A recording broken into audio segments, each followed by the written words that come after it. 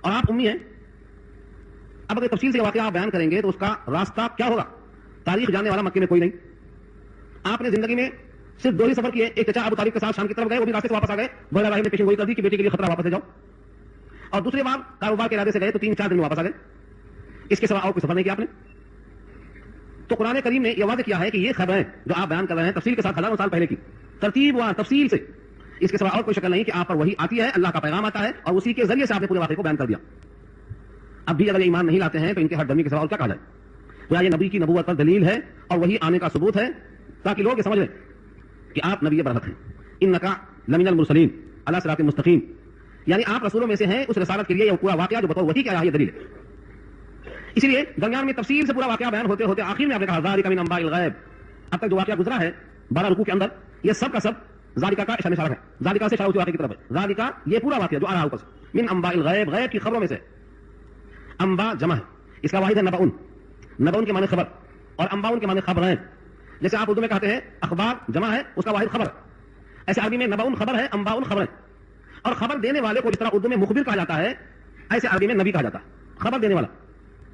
یہ پوری کی پوری باتیں غیب کی خبریں ہیں. نوحیہ الیک, ہم اس کو بطور وحی کے آپ کی طرف بھیج رہے ہیں. وما كنت لديهم, حالانکہ آپ ان کے وقت نہیں تھے. وما كنت لديهم, آپ ان کے پاس نہیں تھے, یعنی برادران یوسف جب پورے متفق ہو گئے تھے کہ یوسف کو کنویں میں ڈال دو, اس وقت آپ موجود نہیں تھے. اذ اجمعوا, جب سب اکٹھا ہوئے, امرهم, اپنے معاملے پر متفق ہوئے, وهم يمكرون, اور وہ مکر اور سازش اور تدبیر کر رہے تھے. آپ وہاں نہیں تھے. پھر ان کے مکر کو, ان کی سازش کو, ان کے فریب کو اتنے مرتب انداز میں کیسے پیش کر دیا آپ نے. مکے والے جانتے تھے. یہاں 2 باتیں اور دیکھ لیں آپ توجہ کے ساتھ غور کریں. آیت میں اللہ نے یہ نہیں کہا, تاریخ پر زور نہیں دیا, بلکہ یہ فرمایا آپ اس وقت موجود نہیں تھے. 2 جز تھے, ایک تو آپ نے خود واقعہ دیکھا ہو اور بیان کر دیا ہو, اور یہ شکل یہ ہے کہ معتبر تاریخی ذرائع سے آپ کو معلومات پہنچی ہو اور آپ نے اس کو بیان کیا ہو. اس میں سے ایک کی نفی کیا اللہ نے, کیا نفی ہو, آپ اس وقت موجود نہیں تھے جب وہ لوگ مکر کر رہے تھے اور سازش کر رہے تھے, خفیہ تدبیریں کر رہے تھے کہ یوسف کو کنویں میں ڈال دیا جائے, آپ وہاں موجود نہیں تھے. دوسرا رخ کی تاریخ سے آپ کو ملا یا نہیں ملا, کسی مورخ نے بتایا نہیں بتایا, اس کو قرآن نے یہاں پر نفی کے ساتھ ذکر کیوں نہیں کیا. اس لیے کہ پورے مکے میں یہ بات معلوم تھی کہ آپ امی ہیں, اور سارے مکے والے اس بات کو جانتے تھے کہ آپ نے کسی سے پڑھنا لکھنا نہیں سیکھا, کسی کے سامنے زانو تلمس نہیں کیا. پورے مکے میں یہ بات معلوم تھی. جیسا سورہ جمعہ میں اللہ نے کہا هو الذی بعث فی الامیین رسولا منهم, امیوں میں ایک رسول بھیجا جو انہی میں سے ہے, یعنی رسول بھی امی ہے اور پوری امت بھی امی ہے جو اس وقت موجود تھے. اس لیے اس کی نفی کی حاجت نہیں تھی, مکے والوں کو یہ بات خود معلوم تھی. پھر بھی آپ نے اس واقعے کو بیان کر دیا, تفصیل سے بیان کر دیا. اب چاہیے کہ وہ لوگ اس بات کا یقین کریں. کیا یقین کریں کہ جب آپ نے تاریخ نہیں پڑھی, کسی مورخ سے ملاقات ثابت نہیں, اور آپ اس وقت موجود نہیں تھے کیونکہ واقعہ ہزاروں سال پہلے کا ہے, تو لازماً یہ وحی کے ذریعے سے آیا ہے اور وہی رسولوں پر آتی ہے, لہذا آپ رسول ہیں, آپ نبی ہیں, آپ پر ایمان لانا چاہیے. پھر بھی انہوں نے ایمان قبول نہیں کیا تو نبی کو تکلیف ہوئی. تسلی دیا اللہ نے, وما اکثر الناس ولو حرصت بمؤمنین, اگرچہ آپ کتنا ہی جی جان لگا دیں لیکن ان میں سے اکثر لوگ ایمان نہیں لانا چاہتے. وما اکثر الناس مانے لوگوں میں سے اکثر, ماں نافیہ ہے اور یہ جڑتا ہے بمؤمنین کے ساتھ, اور اکثر لوگ ایمان نہیں چاہتے. ولو حرصت کے درمیان میں آیا ہے, اگرچہ آپ کتنا ہی حریص ہو ان کے ایمان لانے پر. حرص کے معنی بہت چاہنا, ہمارے اردو میں حریص اتنا استعمال ہوا ہے لیکن ایک ہی کے ساتھ, یعنی مال کے ساتھ. مال کے ساتھ استعمال ہوتا ہے, یہ بہت حریص آدمی ہے, مطلب مال کا لالچی ہے. لیکن عربی زبان میں حریص مطلق ہے, کامن ہے. جس طرح کوئی مال کا حریص ہو سکتا ہے, کوئی علم کا بھی حریص ہو سکتا ہے, کوئی کسی کی بھلائی کا حریص ہو سکتا ہے, کوئی کسی کی محبت میں حریص ہو سکتا ہے. علم کے لحاظ سے حریص میں یہ گنجائش ہے. چنانچہ قرآن کریم نے 2 معنی استعمال کیا. اگرچہ آپ کتنا ہی حریص ہوں, یعنی ان کے ایمان لانے کو دل سے چاہتے ہوں, مگر یہ اکثر لوگ دلائل سن کر بھی ایمان نہیں لائیں گے. کیوں نہیں لائیں گے ایمان؟ کیونکہ ان کے دل میں ہٹ دھرمی ہے, کٹ حجتی ہے, اور یہ حقیقت کا انکار کرتے ہیں ضد کی بنا پر, اس لیے ایمان نہیں لائیں. نبی کریم صلی اللہ علیہ وسلم امت کے ایمان لانے پر کتنا چاہتے تھے. اللہ نے خود لفظ حریص استعمال کیا ہے نبی کی ذات کے لیے, مال کے معنی میں نہیں, امت کی بھلائی کے معنی میں. سورہ توبہ میں یہ بات آ چکی ہے. کیا ہے الفاظ؟ لقد انزلنا علیکم ارسلنا الیکم رسولا, ہم نے آپ کے پاس رسول بھیجا. لقد جاءکم رسول من انفسکم عزیز علیہ ما عنتم حریص علیکم. حریص علیکم کا ترجمہ کیا ہے؟ تم پر وہ حریص ہیں تمہاری بھلائی کے لیے دن رات محنت کرتے ہیں. کیسے امت نجات پا جائے, کیسے امت ایمان پا جائے, کیسے امت تقویٰ پا جائے, اور کیسے امت اللہ والی بن جائے. حریص علیکم, تم پر حریص, یعنی تمہاری بھلائیوں پر بہت زیادہ شفیق و مہربان. تو حریص کے معنی یہ بھی آتا ہے. یہاں پر ولو حرصتا اسی معنی میں استعمال ہوا ہے کہ آپ کتنا ہی ان کے لیے بھلائی کی خواہش رکھتے ہو لیکن وہ ایمان نہیں لانے والے. اس کے بعد ایک سوال کا جواب ہے, ایمان یہ نہیں لائیں گے تو کیا گھاٹا آپ کا ہے اس میں؟ کیونکہ آپ کا ذمہ پہنچانا ہے, منوانا آپ کے ذمہ نہیں ہے. اللہ نے آپ کو مسلط نہیں کیا ہے, دروغہ بنا کر نہیں بھیجا ہے. لست علیہم بمسیطر, آپ دروغہ نہیں ہے. اگر یہ ایمان نہیں لائیں گے تو آپ کے اجر میں کمی نہیں ہوگی. اگر یہ آپ کی بات مان لیں گے تو ان کا اپنا بھلا ہوگا. کیا اسے آپ کوئی محنتانہ, کوئی اجرت کچھ چاہتے ہیں کہ ایمان نہیں لائیں گے تو آپ گھاٹا ہو جائے گا؟ جب ایسا نہیں ہے تو پھر آپ کو غمزدہ ہونے کی ضرورت نہیں, آپ نصیحت کر دیجیے. وما تسألهم علیہ من اجر, اور آپ نہیں سوال کرتے ہیں ان سے اس پر کوئی بدلے کا. جب کوئی ان سے اجر چاہتے ہی نہیں ہے تو ایمان لائے نہ لائے, آپ کا کام پورا ہو گیا. تسلی کے الفاظ بھی ہیں. اور رہا سوال اس قرآن کریم کا حکم کیا ہے, فرمایا ان هو الا ذکر للعالمین, سارے جہان کے واسطے نصیحت ہے. لیکن نصیحت سے نفع ایمان والوں کو پہنچے گا، اور جو غافل ہیں، اعراض کرنے والے متکبر ہیں، ان کو فائدہ نہیں پہنچے گا. وذکر فإن الذکرى تنفع المؤمنین. نصیحت کرتے جاؤ، نصیحت فائدہ دیتی ہے ایمان والوں کو. تو قرآن کریم تمام کا تمام نصیحت ہے سارے جہان کے لیے. ان تینوں آیتوں میں ایک مضمون بہت تفصیل طلب ہے، اس کو میں تھوڑا سا واضح کر دوں پھر آگے بڑھتا ہوں. وہ کیا لفظ ہے؟ ان تمام باتوں میں آپ نے کیا محسوس کیا؟ ایک ہے انباء الغیب، انباء الغیب غیب کی خبریں، اور دوسرا لفظ ہے حریص، اور تیسرا لفظ ہے اجر. دنیا میں جو چیز مل جائے کسی عمل پر اس کو اجرت کہیں گے، اور کسی عمل پر آخرت میں ملے تو اس کو اجر کہیں گے. نماز پڑھا آپ نے، نماز پر آپ کو کچھ ملا، اس پر جو ملنے والا ہے اس کو ہم کیا کہیں گے؟ اجر. اجر ہے وہ، نماز پر اجر. السلام علیکم کہا کسی کو آپ نے، اس پر کیا ملا آپ کو؟ وہ اجر ہے، آخرت میں ظاہر ہوگا. اور اجرت کیا ہے؟ جو آدمی کو محنتانہ مل جائے، حق الخدمت مل جائے. اب کہاں اجر ہے اور کہاں اجرت ہے، یہ تفصیل بہت طویل ہے. کہاں اجر ہے اور کہاں اجرت ہے، کس حد تک اجرت ہے اور کس حد تک اجر ہے، اور کیا اجرت سے اجر ضائع ہو جاتا ہے یا نہیں. یہ سوال یہاں اٹھانا بہت طویل سوال ہے. اس کے لیے آپ کا ہفتے میں ایک دن آنا کافی نہیں ہے، روز آنا پڑتا اس کے لیے. روز آنا، جس طرح روز چائے پیتے ہیں ویسا روز چائے پینا پڑتا، طلب ہونا اس کے لیے. ہاں، دوسرا جو لفظ ہے انباء الغیب، اس کو میں ذرا کھول دیتا ہوں. اگر یہ بات پیچھے آ چکی ہے کئی دفعہ. ایک ہے انباء الغیب، غیب کی خبریں، اور ایک ہے علم غیب، غیب کا جاننا. ایک ہے اطلاع علی الغیب، غیب پر مطلع کرنا. یہ تینوں میں تھوڑا تھوڑا فرق ہے. جتنے رسول، جتنے نبی آئے، ان تمام کو اللہ نے غیب کی باتیں بتائیں. جتنے رسول آئے اور جتنے نبی آئے، ہر نبی کو اللہ نے غیب کی خبریں بتائیں. کسی کو کچھ کم، کسی کو کچھ زیادہ، ہر ایک کو. اتنی بات متفق ہے کہ سب سے زیادہ سارے انبیاء میں سید الانبیاء کو غیب کی خبریں بتائی گئیں. دلیل، جتنی بھی کتابیں حدیثوں کی پڑھیں گے اس میں ایک باب آئے گا کتاب الفتن، فتنے کا بیان، جو قیامت سے پہلے ظاہر ہوگا. میرے بعد یہ فتنہ ہوگا، میرے بعد یہ فتنہ ہوگا، میرے بعد یہ فتنہ ہوگا. اس طرح کی جو روایتیں ہیں وہ بھری پڑی ہے کتاب الفتن میں، چاہے وہ بخاری ہو چاہے کوئی کتاب دے لو. اس میں جو پیشن گوئیاں ہیں آئندہ کے لیے، یہ سب انباء الغیب ہیں. اللہ نے نبی کو بتایا اور نبی نے امت کو وقت سے پہلے اطلاع کر دیا. یہ انباء الغیب ہے. مثلا میرے بعد تم دیکھو گے کہ جتنے بھی مسلمانوں میں انصار ہیں ان پر دوسروں کو ترجیح دی جائے گی. تو تم اس وقت صبر کرنا یہاں تک کہ حوض سے مجھ سے ملاقات ہو جائے. ثابت کیا ہوا؟ ایک زمانہ آئے گا کہ انصار پر مہاجروں کو ترجیح دی جائے گی. ہوا نہیں ہوا؟ کربلا کا میدان اسی کی نظیر ہے. ہوا یہ واقعہ، لیکن وہی تھی. تم دیکھو گے کہ بارش کے قطروں کی طرح فتنے گریں گے، کدھر سے کہا ادھر سے. اب میں یہاں بیٹھ کر کتاب الفتن میں پڑھوں گا پوری، آپ کو مثال دے رہا ہوں میں، چند مثالیں. آپ چاہیں تو کتاب الفتن بخاری میں دیکھ لیں. جتنی بھی قیامت سے پہلے کی فتنے کی باتیں حضور نے بتائی ہیں، یہاں تک کہ ہندوستان سے جنگ ہونے کا بھی ذکر موجود ہے. سب علامات ہیں. یہ سب کیا ہے؟ انباء الغیب. نبی کو اللہ نے خبریں دی آئندہ کی، جتنا ضرورت تھی، جب ضرورت تھی دیا. چنانچہ مشہور واقعہ خیبر کا ہے. یہ خون ہوا تھا اور معاہدہ یہ ہوا تھا کہ خون بہا دونوں مل کر دیں گے، یہودی اور مسلمان دونوں مل کر دیں گے. اس معاہدے کے تحت حضور تشریف لے گئے خون بہا وصول کرنے کے لیے. آپ وہاں پہنچے خیبر میں تو یہودیوں نے ایک جگہ بٹھا دیا، آپ کو کہا ہم لے کے آتے ہیں، آپ تشریف رکھیے. بڑے ادب سے بٹھا دیا. یہ مکاری کرنے والے لوگوں کی چال وہاں چلتی ہے. نبی صلی اللہ علیہ وسلم انتظار میں بیٹھے ہیں اور یہ لوگ پلاننگ کر رہے ہیں کہ اوپر سے ایک پتھر ڈال دو، بڑا اچھا موقع ہے. ان کے پلاننگ کرنے کو کیا اللہ نہیں جانتے؟ جیسے ان کے دماغوں سے ان کی زبان تک بات آئی، جبریل نے آ کر نبی سے کہا چلیے ان کی سازش یہ ہو رہی ہے، اور نبی صلی اللہ علیہ وسلم چلے آئے.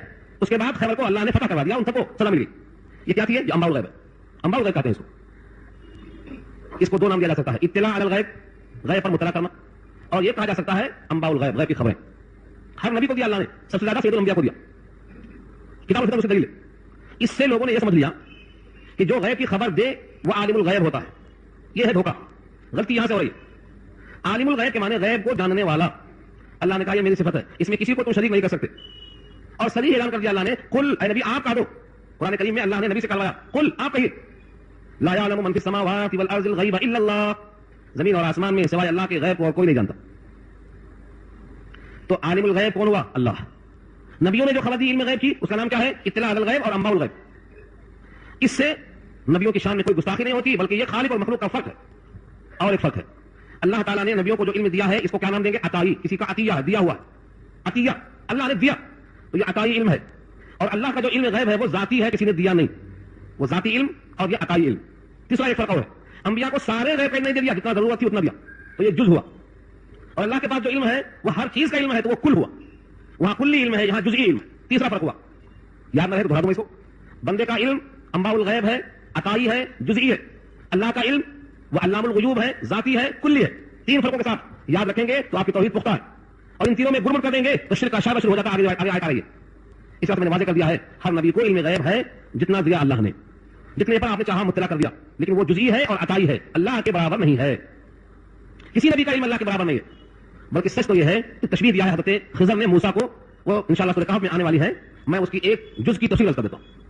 حضرت موسیٰ اور خضر کشتی میں بیٹھ کے جا رہے ہیں. ایک پرندہ چھوٹا سا آیا اور کشتی کے کنارے بیٹھ گیا. بخاری میں روایت تفصیل سے. उस परिंदे ने चोंच मार के पानी लिया, कश्ती में बैठा बैठा। खिजर ने मूसा से कहा और मूसा ने खिजर की बात की तस्दीक की। दोनों ने, एक के पास इल्म तशरीई है और एक के पास इल्म तकवीनी है, दोनों ने दूसरे की तस्दीक कर दी। क्या कहा जिस परिंदे ने भी पानी चोंच में लिया है, जितना पानी समुद्र के मुकाबले में इस परिंदे ने चोंच में लेकर कम किया है, ऐ मूसा मेरे तेरे दोनों के इल्म ने मिलाकर भी अल्लाह के इल्म में से इतना भी कम नहीं किया है। किधर खालिक किधर मखलूक, यह है तौहीद। यह वाकया बुखारी में किताब तफसीर में हज़रत मूसा और खिजर के वाकये के ज़िम्न में इमाम बुखारी तफसील से। और दूसरी बात, सूरह अनाम के आखिर में एक आयत आई जो इन तमाम बातों की तस्दीक के लिए मोहर का काम करती है। क़यामत के मैदान में जब सारे रसूल जमा होंगे, एक रसूल नहीं सारे, यौम यजमउल्लाहु रुसुला, रसूल वाहिद, रुसुल जमा, रसूल सिंगल है और रुसुल वाव के बगैर सिंगल पेश आ जाए तो रुसुल ये जमा है। यौम यजमउल्लाहु रुसुल, रसूल नहीं कहा अल्लाह ने, जिस दिन रसूलों को जमा करेंगे अल्लाह, फयक़ूल, और सवाल करेंगे माज़ा उजिब्तुम, तुम्हें उम्मत ने क्या जवाब दिया, उम्मत को तुम्हें क्या जवाब मिला, माज़ा उजिब्तुम, क़ालू, सब मिलकर बैक ज़बान कहेंगे ला इल्म लना, हमें नहीं मालूम। ये क्यों कहेंगे भाई, जितना जवाब मिला था नूह को उतना तो मालूम था, नूह को उतना बोल सकते थे। हज़रत लूत अलैहिस्सलाम को जितना कौम ने कहा था उतना तो मालूम था, उतना बोल सकते थे। लेकिन अल्लाह के इल्म के सामने अपने इल्म की नफी करना ही अच्छा है। हमारा इल्म को इल्म है अल्लाह के इल्म के सामने, इसलिए अंबिया ने कहा ला इल्म लना, हमें कुछ भी नहीं इल्म है। और यही जुमला है उन फरिश्तों का भी, जब अल्लाह ने आदम को सिखलाया और फरिश्तों को सिखलाया और इम्तिहान जब लिया तो फरिश्तों ने कहा ला इल्म लना इन्नका अंता अल्लामुल ग़ुयूब, हमें इसका इल्म नहीं है, जितना आपने सिखलाया उतना मालूम, ला इल्म लना इल्ला मा अल्लमतना। तो सारे अंबिया ने और सारे फरिश्तों ने नफी कर दी अपने इल्म की अल्लाह के सामने, और आखिर में जोर देकर कहा इन्नका अंता अल्लामुल ग़ुयूब, बेशक आप ही हैं अल्लामुल ग़ुयूब। इन्नका ताकीद, अंता ताकीद, आप ही हैं अल्लामुल ग़ुयूब। तो आलिमुल ग़ैब भी अल्लाह और अल्लामुल ग़ुयूब भी अल्लाह।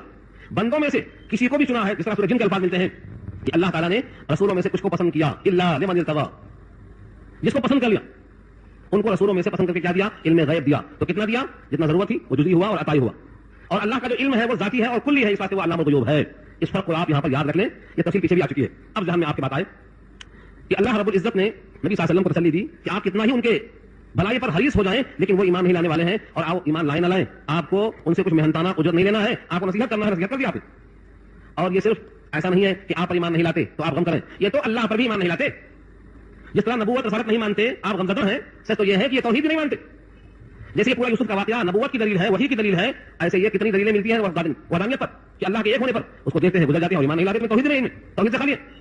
हाँ देखिए अगली आयत, वो काय्यिम मिन आयतिन, और कितनी ऐसी निशानियां हैं, यमुर्रूना अलैहा आ गया है, जिस पर गुजरते हैं ये, वो कहां है निशानियां, फिस समावाति वल अर्ज़, जमीनों में भी आसमानों में भी। व काय्यिम मिन आयतिन फिस समावाति वल अर्ज़ यमुर्रूना अलैहा, कितनी निशानियां हैं जमीन और आसमान में जिस पर से ये गुजर जाते हैं, वहुम अन्हा मुरिज़ून, और वो उससे बेतवज्जुही करके गर्दन मरोड़ के गुजर जाते हैं। इनको ये पता नहीं आता है कि ये दलील है अल्लाह के तौहीद की, अल्लाह की कुदरत, गुजर जाते। आपके अंदर जैसी तब्दीली होती है यही काफी है मानने के लिए। आप कभी बच्चे थे तो चेहरे पे मुस्कुराहट माँ बाप को कुर्बान कर देती थी, उसके बाद चेहरे में तगय्युर आया, शबाब आया, दाढ़ियां आई, किसी की सफेद किसी की काली हो गई, किसी की खिचड़ी हो गई, फिर कल्ले बैठ गए, पेशानियों पे शिकन आ गई और दांत में कमजोरी आ गई। ये तगय्युर किसका है? ये तगय्युर निशानी नहीं है अल्लाह के वास्ते। आप अपने जिस्म में इस तगय्युर को रोकने पर कादिर नहीं है, तो फिर कौन है कादिर? मतलब ये तगय्युर मां के पेट में भी हुआ था, नुत्फा थे, अलका थे, मुज़गा थे, वहां क्यों, किसने किया? ये दलील है, निशानी है अल्लाह के होने की। ऊपर निज़ाम शम्सी और कमरी है, रोज सूरज का निकलना और लाना, चांद का अपने मंजिलों को तय करना, तारों का निकलना, पूरे फलकियात पर किसका हुक्म चलता? निशानी है ये। जमीन से गल्ले का उगलना, निशानी किसकी है? सिर्फ अल्लाह ने पानी बरसाया, बस पानी बरसते ही अंज़लना अलैहल माअ फहतज़्ज़त वरबत वअंबतत मिन कुल्लि ज़ौजिन बहीज, जमीन मुर्दा से जिंदा हो गई, क़ुव्वत नमू आ गई, अब देखो रौनक से भर गई। कहीं मीठा फल है, कहीं कड़वा फल है, कहीं खट मीठा है, कहीं लाल है, कहीं हरा है, ये सब रौनक किससे आई? सिर्फ पानी बरसाने से आई। ये कुदरत काफी नहीं है, ये है यमुर्रूना अलैहा। दूध पीते हैं, कभी नहीं सोचते हैं कि इस भैंस में या गाय में दूध कहां से आता है। एक तरफ गोबर है उसकी बदबू नहीं आई, और एक तरफ खून है उसका रंग नहीं आया। रोजाना दूध पीते हैं मगर इस दूध पिलाने वाले पर तवज्जो नहीं जाती कि वो कौन है। यह है यमुर्रूना अलैहा, गुजर जाते हैं सरसरी। निशानी एक नहीं, अल्लाह ने तो कहा आओ हम दिखाते हैं, सनुरीहिम आयातिना फिल आफाक़ व फी अनफुसिहिम, निशानियां हमारी तुम्हारी जात में है, सारी कायनात में, सुबह से शाम तक देखते चले जाओ, खत्म नहीं होने वाली है। एक ही दरख्त की जड़ जमीन से निकलती है, ऊपर जाकर शाखें अलग हो जाती हैं। अल्लाह फरमाते हैं दोनों की जड़ों में एक पानी देता है, युस्क़ा बिमाइन वाहिद, लेकिन एक शाख का फल मीठा और एक का कम मीठा होता है। ये कौन है खालिक? सूरह राद इंशाअल्लाह आगे आ रही है, इसके बाद आ रही है। ये निशानियां ऐसी बेशुमार हैं, आप गिनते जाएंगे तो खुदावंद कुद्दूस की तरफ एक सामने किताब लिखी है, आओ अल्लाह को देखें, आओ अल्लाह को देखें। तो हमने कहा भाई अल्लाह को देखेंगे तो किताब को मंगा के पढ़ा, तो ऐसी निशानियां भरी पड़ी है, यानी जिनसे अल्लाह की कुदरत नजर आती है वही बुला दिया, आओ अल्लाह को देखें। तो इस आयत का हासिल क्या हुआ? जब इतनी निशानियां हैं जमीन और आसमान में और लोग गुजर जाते हैं, तौहीद नहीं मानते, तो ऐ नबी ये वाकया यूसुफ का दलील नबूवत की, मगर लोग नहीं मानते तो आप भी गम करने की जरूरत नहीं। तसल्ली वमा युमिनु अक्सरुहुम बिल्लाहि इल्ला वहुम मुशरिकून, और नहीं ईमान लाते हैं उनमें से अक्सर अल्लाह पर मगर इस हाल में कि वो शिर्क करने वाले हैं। इस आयत को अच्छी तरह से आप ज़हननशीन कर लें, आयत नंबर 106। उस जमाने में भी जो बुत परस्त थे वो खुदा का इनकार नहीं करते थे, काफिर नहीं थे, मुशरिक थे। काफिर के माने अल्लाह का इनकार करने वाला और मुशरिक के माने अल्लाह के साथ गैरों को शरीक करने वाला। तो फरमाया उनमें से अक्सर लोग जो ईमान लाते भी हैं अल्लाह पर, तो इस हाल में लाते हैं कि वो शरीक करते हैं उसको। بتوں کو شریک کرتے ہیں. حضرت عبداللہ ابن عباس اور بہت سے مفسرین لکھتے ہیں کہ یہ اس وقت کے جو مسلمان ہیں ان پر بھی صادق آتی ہے. اگر کوئی اللہ پر ایمان لائے اور ساتھ ساتھ شرک بھی کرتا رہے تو یہ آیت کا مصداق ہے. یعنی اللہ پر ایمان بھی ہے اور اللہ کے ساتھ غیروں کو شریک بھی کرتا ہے. مثلا ریاکاری. کہتے ہیں نبی صلی اللہ علیہ وسلم کا ارشاد نقل کیا ہے تفسیر مظہری میں, مجھے اس امت پر سب سے زیادہ خوف ہے شرک اصغر کا, چھوٹا شرک. جو صحابہ نے پوچھا کہ چھوٹا شرک کیا ہوتا ہے تو فرمایا دکھاوا کرنا, ریاکاری کرنا. یہ کیا ہے؟ شرک اصغر ہے. میں نماز پڑھ رہا ہوں اور دل میں یہ آتا ہے کہ فلاں کی خاطر پڑھوں, میں قربانی اللہ کے لیے کرتا ہوں اور دل میں آتا ہے بکرا بارہ رہے گا تو لوگ دیکھیں گے کہیں گے محلے میں بڑا متقی آدمی ہے, تو بکرا گیا. کیونکہ اللہ نے کہا ہے جس عمل میں میرے ساتھ کسی کو خوش کرنے کی نیت کی گئی میں وہ عمل بھی چھوڑ دوں گا, اس شریک کو بھی چھوڑ دوں گا اور کہوں گا اس کا بدلہ اسی سے مانگ لے, مجھے تیرا عمل نہیں چاہیے. اس لیے جو عمل شرک سے پاک ہوگا اس پر اللہ اجر دیں گے, اور جس عمل میں ذرہ برابر شرک کا شائبہ ہوگا اللہ اس عمل کو چھوڑ دیں گے, اجر بھی نہیں دیں گے, کہیں گے اس کا اجر اسی سے مانگ, جس کو شریک کیا تھا میرے ساتھ. یہ شرک ہے. تفسیر مظہری میں لکھا ہے قاضی صاحب نے, جو پکے حنفی اور مسلک ہے, ثناء اللہ پانی پتی. تفسیر مظہری جن کی 12 جلدوں میں ہے, پہلے عربی میں آئی پھر اردو میں آئی. اس آیت کے ذیل میں لکھا انہوں نے کہ اللہ کے علاوہ کسی کے لیے منت ماننا, نظر و نیاز کرنا بھی کسی شرک میں داخل ہے. منت ماننا تو اللہ کے لیے, نظر ماننا تو اللہ کے لیے, نظر اللہ کے لیے اور منت بھی اللہ کے لیے. اس آیت میں اور بھی چیزیں داخل ہیں, جیسے ریاکاری آ گئی, نظر اور منت آ گئی. اللہ کے ذات اور صفات میں کسی کو اس کے برابر شریک کرنا شرک ہے. جیسے کوئی کہے جیسے اللہ ہر جگہ ہے, نبی بھی ہر جگہ ہے, یہ بھی اللہ کے حاضر ہونے کی صفت میں نبی کو شریک کرنا, یہ بھی شرک میں داخل ہے. شرک کو اتنا سختی سے قرآن نے بیان کیا ہے کہ کسی بھی مسئلے کو اتنا سختی سے قرآن نے واضح نہیں کیا. فرمایا جس نے شرک کیا تو گویا وہ کہاں سے گرا معلوم, چھت سے گرا نہیں, کہاں آسمان سے گرا, اور جو چھت سے گرتا وہی مر جاتا, جو آسمان سے گرا اس کا حل کیا ہوا. اللہ نے کہا ومن یشرک باللہ فکأنما خر من السماء فتخطفه الطير او تهوي به الريح في مكان سحيق. آسمان سے گرا, چندی ہو گیا, پرندوں نے اسے کھا کے یہاں پھیلا دیا, یا ہوائیں اڑا کے چلی گئی, یا دور کہیں جگہ پڑ گیا. آپ دیکھتے ہیں ہوائی جہاز سے گرتے ہیں, جب گرتے گراتے چندی ملتی ہے, کبھی چندی بھی نہیں ملتی ہے, کہیں پانی میں گرے, کہیں جنگل میں گرے, کہیں یہاں گرے, کہیں وہاں گرے. کس کو کس نے کھایا کچھ پتا نہیں. یہ مشرک کا حال قرآن بیان کرتا ہے. اس کے باوجود آج کے سورما کہتے ہیں دنیا میں شرک کا وجود ہی نہیں, کیونکہ اللہ کا کوئی شریک نہیں. جب اللہ کا کوئی شریک ہی نہیں تو دنیا میں شرک کا وجود ہی نہیں. یہ فلسفہ اگر صحیح تھا تو قرآن کریم کی ساری آیتیں جن میں شرک کی مذمت بیان کی گئی ہے تو کیا مقصد ہوگا. ایک آیت, 2 آیت نہیں. سب سے زیادہ شرک اللہ کو فرماتے ہیں ہر غلطی کو میں معاف کر سکتا ہوں, جس کے لیے میں چاہوں میں ہر غلطی معاف کرنے کو تیار. لیکن شرک ایسا جرم ہے کہ اللہ ہرگز ہرگز اسے معاف نہیں کریں گے. ان اللہ لا یغفر ان یشرک به ویغفر ما دون ذلك لمن یشاء. اللہ ہرگز معاف نہیں کریں گے. اس لیے یہ جو آیت نمبر 6 کی ہے, 106 نمبر کی آیت ہے, اکثر لوگ ایمان لاتے ہیں مگر اس حال میں کہ وہ اللہ کے ساتھ دوسروں کو شریک کرتے ہیں. یہ آیت بہت ہی واضح ہے. یہ تھی ان کے لیے جو کفار قریش کے ساتھ ذہن بنا ہوا تھا کہ وہ اللہ کو بھی مانتے تھے, اللہ کے ساتھ بتوں کو بھی شرک سمجھتے تھے. اور آج کا مسلمان بھی اللہ کو سب کچھ مانتا ہے, کہتا ہے وہ اللہ قادر بھی ہے, اللہ رحیم بھی, اللہ کریم بھی, اللہ قریب بھی, تو پھر اللہ کو چھوڑ کر یہاں کی ضرورت کیا پیش آئی. اللہ ہر چیز سنتا ہے, ہر ایک پہ رحم کرتا ہے, وہ ہر چیز دینے پر قادر ہے, وہ کسی پر کسی کا حق ظلم نہیں کرتا, آپ کی ہر آواز کو سنتا ہے, وہ امیر غریب کا فرق نہیں کرتا. پھر ایسے اللہ کو چھوڑ کر اللہ کے غیر کے پاس جانے کی ضرورت کیوں پیش آئی. یہ قرآن کریم کی اس آیت کا حاصل یہ ہے کہ آپ اگر کچھ غلطی آپ سے ہو جائے تو اللہ تعالیٰ نے معافی کا اظہار کیا ہے, لیکن اگر شرک ہو جائے تو جب تک آپ شرک سے توبہ نہ کریں, اور توبہ کب ہوگی شرک سے, جب شرک کو شرک جانیں گے تو اس سے توبہ کریں گے, اور جب شرک کو شرک ہی نہیں سمجھیں گے طرف سے ایک عذاب ہے جس نے سب کو ڈھا لیا. یہ مثال ہے, کبھی زلزلہ آیا, کبھی طاعون آیا, کبھی ہوائیں آئی, کبھی طوفان آیا. جس طرح قوم لوط کی بستی کو پلٹا گیا, قوم عاد اور سمود کو طرح طرح سے عذاب دیا گیا, کہیں پر پتھراؤ کیا گیا, کہیں طاعون کو بھیج دیا گیا. یہ سب یہاں مراد ہے. افامنوا, کیا وہ لوگ مامون اور محفوظ اور بے خوف ہیں, ان تاتیہم غاشیہ, کہ ان پر آ جائے ڈھانپ لینے والی شے, من عذاب اللہ, یعنی اللہ کے عذاب میں سے. یا چلو یہ دنیا کا عذاب نہیں آئے تو کوئی بات نہیں, او تاتیہم الساعۃ بغتہ, یا ان پر اچانک قیامت آ جائے. کوئی پرندہ ہے, ایک پرندہ ہے, کہتے ہیں وہ پاؤں اٹھا کر آرام کرتا ہے. پرندے کا نام مجھے یاد نہیں آ رہا ہے, پاؤں اٹھا کر آرام کرتا ہے. اس کے لیے آپ حیات الحیوان پڑھیے, امام ترمذی کی. اس سے لوگوں نے پوچھا کہ ایسا کیوں اٹھا کے سو رہا ہے پاؤں, تو بولتا ہے اگر اچانک قیامت آ گئی, آسمان گر گیا تو روک لیں گے. تو یہ قوم کی کمزوری ہے. یہ قوم سمجھتی ہے جب آئے گا دیکھا جائے گا. یہ اس پرندے سے بدتر خیال ہے. جیسے وہ پرندہ آسمان کو روکنے پر قادر نہیں ہے, ایسے جب یہ اللہ کا عذاب آئے گا تو دیکھیں گے, جو بولتے ہیں یہ دیکھیں گے نہیں, ان کی حالت دیکھنے کے لائق ہو جائے گی. عذاب آئے گا تو کیا دیکھیں گے, نہیں دیکھ سکیں گے, بلکہ آپ کی حالت دیکھنے کے لائق ہو جائے گی. یہاں اللہ نے کہا ہے یا تو دنیا میں عذاب آ سکتا ہے یا پھر اچانک ان پر قیامت آ سکتی ہے. وہ ہم لا شعورون, اور ان کو شعور اور خبر نہیں ہوتی عذاب ایسا آئے گا. اور سچ ہے, ابھی حال میں جو عذاب آیا تھا سونامی کا, سو رہے تھے لوگ, بے خبر سو رہے تھے. اور اس سے پہلے تذکرہ ہوا تھا, لوگ سو رہے ہیں, بس گر گئی پانی میں, بس میں آرام کے ساتھ ایئر کنڈیشن سو کے جا رہے ہیں, پوری بس لگے گی پانی میں, پورے ختم. یہ کیا, یہ اچانک جس کو بولتے عذاب, یہ ہے ترجمہ بغتتن کا. تو یا تو اچانک قیامت آ جائے, اور یا تو دنیا میں ایسی کوئی آفت آ جائے, اور یہ حالت کفر میں رہیں گے تو ان کا انجام تو معلوم ہے کہ سابقہ کافروں کو عذاب ہوا, لگا ان کافروں کو بھی عذاب ہوگا. اس لیے کفر سے توبہ کرو, ایمان میں آؤ.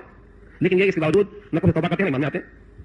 یہاں تک پیغام پہنچانے کے بعد ارشاد ہوا نبی صلی اللہ علیہ وسلم کی طرف سے کہ آپ ایسا کہہ دیجیے, میرا جو کام تھا میں نے کر دیا, سوال کا جواب دے دیا, توحید کے دلائل پیش کر دیے, نبی کی نبوت پر واضح پیغام دے دیا. اب میرا کام ہے اللہ کی طرف بندوں کو بلاتے رہنا. میں نے بلایا, تم آتے ہو تمہارا نفع, نہیں آتے ہو تمہارا نقصان. قل ھذہ سبیلی, کہہ دو یہ میرا طریقہ ہے, یہ میرا راستہ ہے. ادعو الی اللہ, میں بلاتا ہوں اللہ کی طرف.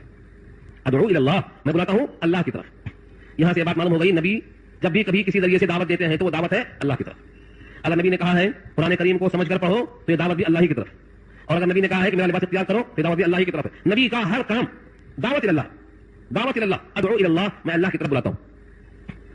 سورہ مومن میں آئے گا حضرت موسیٰ اور فرعون کی جو گفتگو ہوئی تھی وہاں بھی یہی ہے، تم مجھے بلاتے ہو جہنم کی طرف اور میں تم کو بلاتا ہوں جنت کی طرف. تدعوننی الی النار وانا ادعوکم من العزیز الغفار، تم مجھے بلاتے ہو آگ کی طرف اور میں تم کو بلاتا ہوں غفار کی طرف.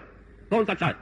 تو جو داعی ہو اللہ کی طرف بلاتا ہو نبی صلی اللہ علیہ وسلم کا وہ فالوورس ہے، اور جو اللہ کی طرف نہ بلاتا ہو اس کے لیے بڑی سخت وعید ہے اسی آیت میں. آگے کے الفاظ دیکھیں، میں بلاتا ہوں اللہ کی طرف. بلانے کا مطلب کیا ہے؟ کھڑے ہو کر اذان دینا، بلانا یہ بھی ہے، یہ بھی ہے. چنانچہ لکھا ہے قیامت میں اس بلانے والے مؤذن کی گردن اس دعوت کی بنا پر سب سے اونچی ہوگی، مگر یہ نیت سے پکارے تب، اسی نیت سے پکارنا چاہیے. دنیا کی اجرت سے وہاں کا وہ اجر ضائع نہ ہونے پائے، یہ دھن ہونا چاہیے، کیونکہ دنیا کی اجرت تو حیات گزارنے کے لیے ایک ذریعہ ہے بس، لیکن ہمارے سامنے اس خدمت پر وہ اجر چاہیے دماغ میں. تو اللہ فرماتے ہیں کہ اس کی گردن بڑی اونچی ہوگی، یہ بھی دعوت. اور جو اللہ کا پیغام کھٹکا مار کے گھروں تک پہنچاتے ہیں یہ بھی دعوت ہے. اور جو جنگ میں قتال میں لگے ہیں، میدان کارزہ میں لگے ہیں، یہ بھی دعوت ہے. کیونکہ دعوت کے 3 مرحلے قرآن نے بیان کیا. پہلے پیش کرو کلمہ توحید کو، اور اس کے بعد اگر موقع آ جائے تو ان سے مجادلہ کرو، مباحثہ کرو، مناظرہ کرو. اور اگر یہاں بات نہیں سمجھتی ہے تو ان سے کہو کہ اسلامی حکومت قبول کرو، جزیہ اور ٹیکس پر راضی ہو جاؤ. نہیں ہوتے ہیں تو آؤ، دو ہاتھ ہو جائے. اسلام قتال رکھا ہے اللہ نے. جنگ پہلے مرحلے میں کرنا غیر اسلامی ہے، پہلے مرحلے میں دعوت ہے. پہلے آپ کلمہ توحید پیش کرو اور اس کے بعد ان سے فکری طور پر اسلام کو غلبہ دینے کے لیے مباحثہ مناظرہ کرو. اور اگر وہ اس کے بجائے ہٹھانی کرتے ہیں تو اب مقاتلے کے نمبر آتے ہیں. تو نمبر 3 ہے مقاتلہ اور محاربہ. یہاں پر نبی صلی اللہ علیہ وسلم نے واضح کیا کہ میرا یہ طریقہ ہے، میں اللہ کی طرف بلاتا ہوں. ایسے الگ نہیں، علی بصیرت مانے خوب سوچ سمجھ کر، علی وجہ البصیرت. ایسا نہیں ہے جو دنیا میں بول دیا، جو کہا دیا، جو کہا دیا قصہ نہیں. اللہ نے جو پیغام دیا ہے میں وہی پیغام دیتا ہوں. ملاوٹ کرتا ہوں نہیں، ملانا نہیں. کافروں کی طرف کچھ جھک جاتا ہوں نہیں، ذرہ برابر بھی. اگر آپ جھک جائیں تو قرآن کریم نے سخت وعید بتائی نبی کے لیے. لقد کدت ترکنوا الیہم شیئا قلیلا، شیئا قلیلا مانے تھوڑا سا بھی اس طرف اگر آپ مائل ہو جائیں. اللہ کی توفیق نہ ہوتی تو یہ خطرہ تھا، لیکن اللہ نے آپ کو ایسا محفوظ رکھا ہے کہ ان کی طرف آپ تھوڑا بھی مائل نہیں ہو سکتے. تو آپ کا پیغام علی وجہ البصیرت ہے، سوچ سمجھ کے ہے، بڑے ہی فکر کے ساتھ ہے، اور بڑے ہی قلب سوزی کے ساتھ آپ نے پیغام پہنچایا ہے. آگے کا جو لفظ ہے وہ آپ کے لیے ہے. آج کا سبق ہے، خلاصہ ہے، گھر لے کے جانا. انا ومن اتبعنی، اللہ کی طرف میں بلاتا ہوں علی وجہ البصیرت. میں، انا مانے میں، ومن اتبعنی، اور جس نے میری اتباع کی، جس نے میرے ساتھ ساتھ چلنے کا مجھ سے عہد کیا. ابن کثیر کہتے ہیں اس سے مراد صحابہ ہیں. صحابہ نے نبی صلی اللہ علیہ وسلم کی اتباع کی ہے اور انہوں نے علی وجہ البصیرت اللہ کا پیغام پیش کیا. صحابہ کو خود اللہ نے اتنا سراہا ہے کہ ہمارے تعریف کرنے کی کوئی حاجت نہیں ہے ان کو. اگر دنیا کے سارے مفکرین مل کر بھی ان میں عیب نکالے تاریخی طور پر تو ان کا عیب نکالنا سورۃ تھوکنے کے برابر ہے، خود ان کے گرے گا. کیونکہ قرآن نے خود صحابہ کی اتنی تعریف کی ہے آیت نمبر 100 سورۃ توبہ میں، اور کہا کہ یہ تو معیار حق ہے، ان میں تقویٰ کوٹ کوٹ کے بھرا ہے، یہ بڑے اہل ہیں اور یہ نبی کے ساتھ رہنے کے لائق ہیں. اللہ نے پوری کائنات سے صحابہ کو نبی کے لائق انتخاب کر کے دیا. وَكَانُوا أَحَقَّ بِهَا وَأَهْلَهَا، اور خود اللہ نے تقوی میں ان کے دل کا امتحان لیا ہے، آنکھ کا ہاں کا نہیں. اولئک الذین امتحن اللہ قلوبهم للتقوی، اور اس کے بعد اللہ نے ان کو امتحان میں پاس کر کے مغفرت اور اجر عظیم کا وعدہ کیا ہے. اور کہا ایک صحابی نہیں، کل وعد اللہ، ہر صحابی سے وعدہ، بلکہ ہر صحابی کے ساتھ ترمذی کی روایت آتی ہے جس نے میرے صحابہ کو دیکھا اس پر بھی دوزخ کی آگ حرام ہے. تو تابعین کے لیے بھی فضیلت آئی. اس لیے یہاں پر یہ کہا جائے گا کہ نبی نے بھی دعوت دی اور صحابہ نے بھی دعوت دی. اب تفسیر مظہری میں لکھا ہے قاری صاحب نے کہ اگر اس لفظ کو عام سمجھا جائے تو مانے ہوں گے میں اور میرے اتباع کرنے والے. تو قیامت تک جتنے اتباع کرنے والے ہیں وہ بھی اگر قرآن کریم کو سمجھ بوجھ کر پیغام کے طور پر پہنچائیں تو وہ اس خصوصیت میں داخل ہو جائیں گے، اس تخصیص ان کا شمار ہوگا. لیکن 2 شرطیں ہیں. نمبر 1 علی وجہ البصیرت، بات کو سمجھنا، پہلے فکر بننا، پہلے قلب میں سوز آنا، پہلے دھن اور لگن تیار ہونا، اس کے بعد آپ اس کو پیش کریں گے. یعنی کچھ بھی نہیں معلوم ہے، غلط سلط باتیں پیش کرنا ہے تو ایسے بولنے سے چپ رہنا بہتر ہے. چپ رہنا بہتر ہے کہ آدمی آیتوں میں غلطی کر جائے، حدیثوں میں غلطی کر جائے، ایسی بات ایسے واقعات کہا جائے جو قرآن سے ٹکرا جاتی ہو، جس کا ہاتھ پیر نہ ہو، جس کا سر نہ ہو، ایسے واقعات کو سنانے سے چپ رہنا بہتر. کیونکہ یہ لفظ ہے علی بصیرت. بصیرت کے معنی ایک ہے بصارت، آنکھوں سے دیکھنا، اور ایک ہے بصیرت، دل سے دیکھنا. یعنی میں حق کو دیکھ رہا ہوں، اسی حق کو پیش کر رہا ہوں. اس کے بعد آگے فرمایا سبحان اللہ، اور اللہ کی ذات پاک ہے، یعنی وہ اس لائق نہیں ہے کہ اس کے ساتھ شرک کیا جائے. سبحان اللہ، اللہ کی ذات پاک ہے. وما انا من المشرکین، اور میں نہیں ہوں شرک کرنے والوں میں سے. مجھے بتاؤ، نبی ہو کر، سید الانبیاء، خاتم الانبیاء ہو کر اللہ نے آپ سے یہ کہلوایا ہے کہ کہو وما انا من المشرکین، میں نہیں ہوں شرک کرنے والوں میں سے. یعنی اتنا سخت جرم ہے شرک کا کہ اللہ نے نبی سے اعلان کرنے کا حکم دیا وما انا من المشرکین، تاکہ لوگ سمجھیں کہ شرک قابل مذمت ہے. اس واسطے کسی حال میں اس کی نفی کرنے کا حکم دیا اللہ نے. وما ارسلنا من قبلک الا رجالا نوحی الیہم من اہل القری. اس آیت میں ایک سوال کا جواب ہے. کفار کہتے تھے، کفار قریش کہتے تھے آپ میری طرح ایک انسان ہیں، ماں کے پیٹ سے پیدا ہوئے، دودھ پیے، بڑے ہوئے، کھیلے کودے، بازار میں جاتے اور آتے، تم کو رسول ہم کیسے مان لیں؟ رسول تو کوئی فرشتہ ہونا چاہیے تھا، تم کو رسول کیسے مان لیں ہم؟ رسول کوئی فرشتہ ہونا چاہیے تھا. یہ سوال پیچھے بھی آ چکا ہے سورہ انعام کے حوالے سے. مگر یہاں ان کے اس سوال کے جواب میں اللہ فرماتے ہیں تم تو خالی ایک رسول کی نبوت پر شبہ پیدا کر رہے ہو کہ اگر یہ فرشتہ ہوتا تو ہم مانتے, یہ نبی کو بحثیت مرد کے ہم کیسے مان لیں؟ تو سنو, آج سے پہلے بھی, بلکہ آدم سے جہاں شروع ہوا سلسلہ نبوت کا, اب تک جتنے نبی آئے اس میں کوئی بھی نبی مرد سے ہٹ کر تھا ہی نہیں. یعنی نہ کوئی عورت نبی ہو سکی, نہ کوئی فرشتہ نبی ہو سکا, نہ کوئی جنات نبی ہو سکا. نوری ناری خاکی, سورہ انبیاء میں آیت آئے گی, پھر سورہ حج میں بھی آئے گی. نوری اور ناری اور خاکی, نوری فرشتے, ناری جنات, نہ کہتے ہیں آگ کو, جنات آگ سے بنا, اور خاکی مٹی سے بنا ہوا. اللہ فرماتے ہیں آدم سے لے کر آپ تک ہم نے جتنے رسول بھیجے ہیں سب کو ہم نے مرد ہی بنا کر بھیجا. الفاظ دیکھو, وما ارسلنا من قبلک, اور نہیں بھیجا ہم نے آپ سے پہلے, الا رجالا, مگر مردوں کو, نوحی الیہم, ہم ان کی طرف وہی بھیجتے ہیں, من اہل القرى, بستیوں والوں میں سے. قرى جمع ہے قریہ کی, کم سے کم شہر یا قصبہ. دیہات پر قرى کا اطلاق نہیں ہوتا. اسی سے لے کر لکھتے ہیں کسی دیہات میں, جنگل میں, کھیڑے میں نبی کو اللہ نے نہیں بھیجا. ہر نبی شہر میں آیا, کم سے کم قصبات میں آئے. ہر نبی من اہل القرى سے نکلا, اور ہر نبی مرد آئے, عورت نہیں. یوں تو بعض لوگوں نے حضرت عیسیٰ ابن مریم, تو مریم کو بعض لوگوں نے نبی کہا, بعض لوگوں نے حضرت موسیٰ کی ماں کو نبی کہا. کیوں؟ کچھ ایسے الفاظ آئے ہیں وہی کا لفظ ہے, اس سے انہوں نے سمجھ لیا کہ یہ وہی جب آئی ہے تو وہ نبی ہے.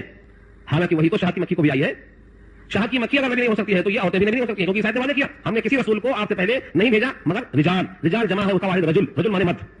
سورہ یونس پہلی آیت میں گزرا مضمون, سورہ یونس پارہ 11. تو معلوم کیا ہوا, تم جس چیز کو سمجھتے ہو کہ نبوت کے خلاف ہے وہی چیز نبوت کے لائق ہے, مرد ہی نبوت کے لائق ہے. اور تم چلے ہو مشورہ دینے. اللہ کو سب معلوم ہے کہ نبی کے لائق مرد ہی ہے, اور مردوں میں سے پھر کون سا مرد ہے اس کا بھی انتخاب تمہارے ذمہ نہیں ہے, کما کر حاصل نہیں کر سکتے ہو, وہ انتخاب بھی اللہ کے ذمہ. اللہ اعلم حیث یجعل رسالتہ, اللہ خوب جانتے ہیں کہ رسالت کا منصب کہاں ہے, کس کو دیں, کون اس کا حل ہے. تو ہر نبی اور ہر رسول کون تھے؟ مرد تھے. یہ آئے گا رکھنا آپ کے لیے. افلم یسیروا فی الارض, کیا ان لوگوں نے سیر نہیں کی زمین میں, چل پھر کر دیکھا نہیں. فینظروا, بس وہ دیکھ لیتے, کیف کان عاقبۃ الذین من قبلہم, کیسا ہوا ان کا انجام جو ان سے پہلے گزر چکے ہیں. یعنی جنہوں نے نبی کی بات مانا اس کا انجام کیسا ہوا, نبی کی بات نہیں مانا تو اس کا انجام کیسا ہوا, چل پھر کر دیکھنا تھا. اور حقیقت تو یہ ہے ولدار الآخرۃ خیر, دار آخرت بہتر ہے. دار آخرت کیوں بہتر ہے؟ کیونکہ وہ دیرپا ہے, بہتر ہے. دنیا کا گھر عارضی ہے اور کمتر ہے, جلدی ختم ہونے والا ہے. لیکن یہ تقویٰ کس کے لیے ہے؟ دار آخرت کا گھر کس کے لیے ہے؟ للذین اتقوا, جس میں تقویٰ ہو. متقیوں کے واسطے دار آخرت بہتر ہے, اور تقویٰ اگر نہیں ہے تو پھر سزا. اس لیے کہا گیا ہے تقویٰ اختیار کرو. افلا تعقلون, کیا تم اتنی بات نہیں سمجھتے ہو کہ جو اللہ کا وفادار ہوگا اس کے واسطے انعام ہوگا, اور جو اللہ کا غدار ہوگا سزا اس کے واسطے رکھیے. حتی اذا استيأس الرسل وظنوا انهم قد كذبوا جاءهم نصرنا فنجي من نشاء ويرد بأسنا عن القوم المجرمين. یہ آیت قرآن کریم کی ان آیتوں میں سے ہے جس کو مشکلات القرآن کہا جاتا ہے. قرآن کریم کے مضامین میں سے بعض جگہیں ایسی ہیں جہاں بہت بال کے برابر فرق ہوتا ہے حق کو ظاہر کرنے کے لیے اور باطل میں گرنے کے لیے. ایسی جگہوں کو مشکلات القرآن کہا گیا ہے. قرآن کریم کی مشکل جگہ, سمجھنے میں بھی اور سمجھانے میں بھی. لیکن اگر دماغ کھلے ہوئے ہوں, توجہ مطلوب ہو, اور حق جاننا چاہتے ہو, تو اللہ تعالیٰ نے اتنا مشکل کہیں نہیں رکھا ہے کہ سمجھ میں نہ آئے.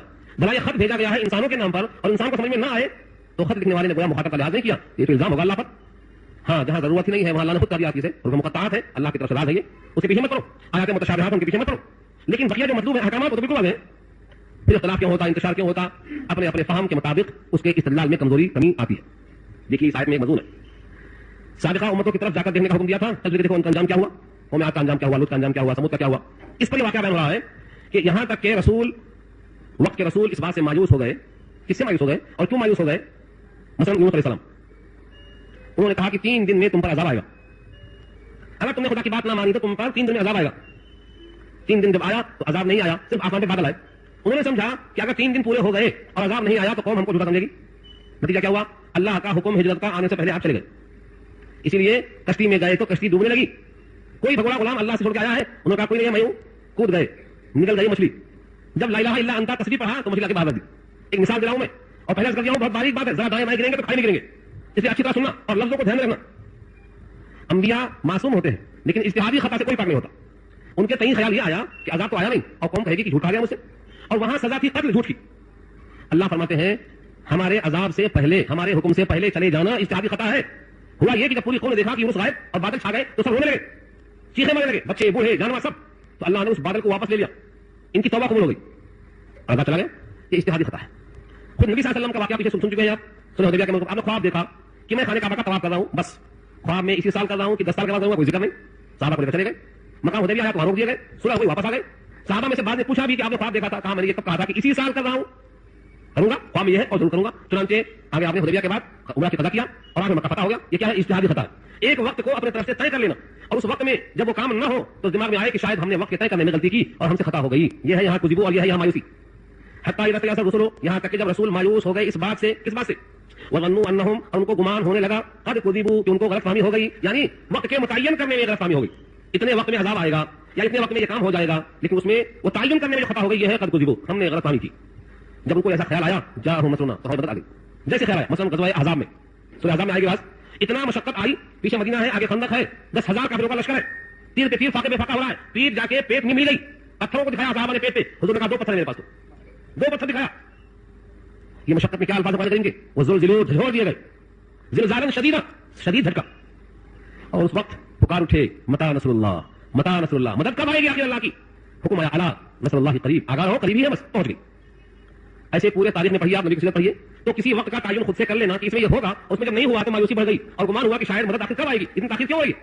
جیسے آج مسلمانوں کا حال ہے, لوگ دعائیں کر رہے ہیں, لوگ فکر مند ہو رہے ہیں, اور خیال کیا ہو رہا تھا کہ بھائی امریکہ اتنا ظلم کر رہا ہے, عیسائی اتنا ظلم کر رہا ہے, مسلمانوں کا خون بہا ہے, نیکوں کو جیلوں میں بند کیا جا رہا ہے, آخر اس پر عذاب کب آئے گا. ہے کہ ہم نے ظلم بڑھ گیا, عذاب آنا چاہیے. ہمارے طے شدہ وقت پر عذاب نہیں آیا تو ہم نے کیا کیا, سب وعدے نہیں صحیح, تب آتا کہ نہیں معلوم. ایک قسم کا خیال آتا مایوسی کا عالم میں, اس کو یہاں پر ظنو کہا ہے, گمان پیدا ہونا, خیال آ جانا. لیکن اللہ فرماتے ہیں سابقہ تاریخوں میں ایسا گمان پیدا ہوا, مدد پہنچ گئی, تم ہم سے مایوس مت ہو, بلکہ اپنی طلب میں شدت پیدا کرو, اپنی طلب میں شدت پیدا کرو, اور جان لو کہ اللہ کے سوا تمہارا کوئی مددگار نہیں ہے. فنجی من نشاء, جب عذاب آیا تو جس کو ہم نے چاہا نجات دے دیا.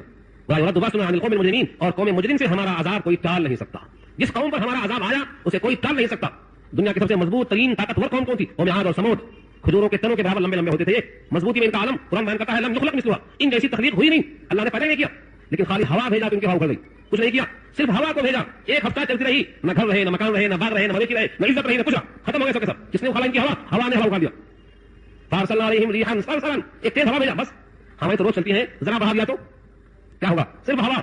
وہ ہوا جو سلیمان کے واسطے نرم تھی اور آپ کے لیے سخت تھی, یہ دونوں اللہ کے حکم سے چلتی تھی اور آگے چل سکتی ہے, بس طلب میں شدت پیدا کرنا.